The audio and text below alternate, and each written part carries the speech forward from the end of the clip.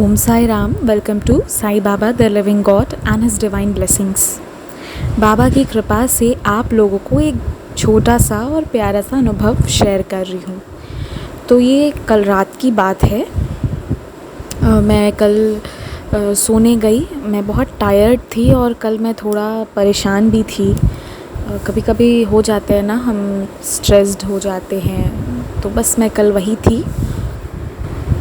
पर बाबा की ऐसी मेरे मन में थॉट बाबा दिलवाए, वो भी बाबा की ब्लेसिंग थी कि तुम सच्चरित सुन के सो। क्योंकि मैं रोज़ सच्चरित पढ़ती हूँ सोने से पहले। हम लोग के घर पे पाठ होता है, जो कि कल नहीं हुआ था।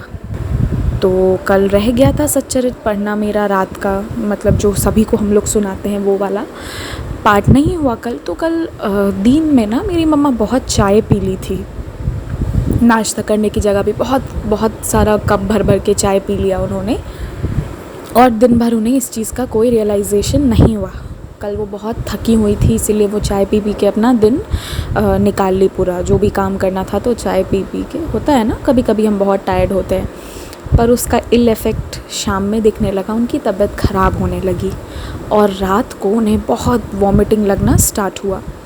अब हुआ ये कि हम लोग अंदर की तरफ शिफ्ट हो गए। ऊदी जो भी थी वो बाहर में थी और बड़ा सा एरिया है गैलरी, उसको क्रॉस करके जाना पड़ता।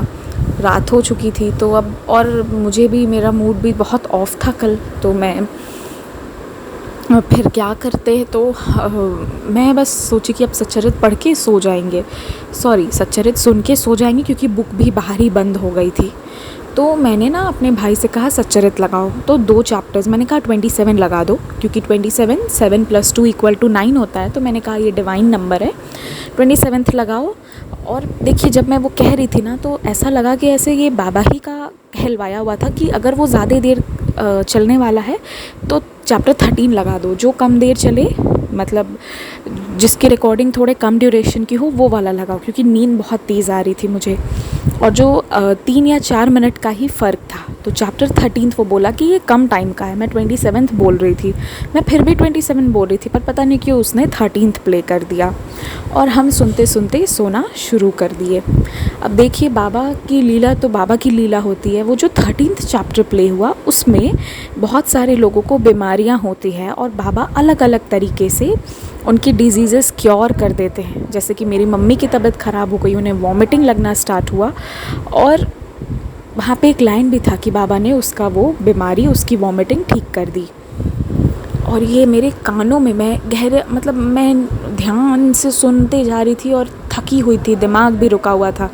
पर उस सेंटेंस पे मेरा ध्यान तुरंत चला गया, एट इंस्टेंट चला गया। और मैं ये बात रियलाइज़ की। उसके बाद मैंने मम्मा से पूछा कि तुम्हारी तबीयत कैसी लग रही है। वो भी ना धीरे धीरे सुनना शुरू कर दी सच्चरित्र। कल हम लोग साथ ही में सो गए थे सब कोई। तो वो कहती हैं कि अब अच्छा लग रहा है मुझे, और वो ना तुरंत सो गई। वो भी तुरंत सो गई। मैं भी फिर तुरंत ही सो गई। सुबह उठी तो मैं देखी वो बिल्कुल ठीक हो चुकी थी। फिर मैं ये चीज़ समझ गई कि इसीलिए बाबा अध्याय 13वां बजवाए थे, क्योंकि उन्हें मम्मा का वो डिज़ीज़ बिल्कुल ठीक करना था कल ही, जो उन्होंने कर दिया। और हम सब इतने सुकून से कल सोए हैं कि मैं क्या बताऊँ आप लोगों को। तो ये एक अनुभव था कि सच्चरित पढ़ने से आपके सारे डिजीज़ेज़, जितने भी रोग हैं ना, वो क्योर हो जाते हैं।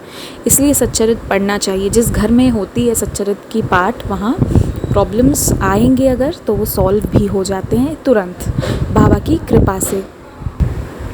आप सब भी हमेशा साईं सच्चरित जी का पाठ करते रहिएगा, उसमें बहुत ब्लेसिंग्स है। और अगर आपका भी कोई एक्सपीरियंस हो तो आप हमें मेल कर सकते हैं। ईमेल आईडी नीचे डिस्क्रिप्शन बॉक्स में मेंशन्ड है, और नहीं तो आप कमेंट सेक्शन में ही अपना एक्सपीरियंस लिख सकते हैं। अगर आप अपना नाम बताना चाहें तो नीचे नाम ज़रूर लिखिएगा, नहीं तो मैं बस एज एन एनोनिमस डिवोटी भी आपके एक्सपीरियंसेस यहाँ चैनल पर शेयर कर दिया करूँगी। ओम साई राम।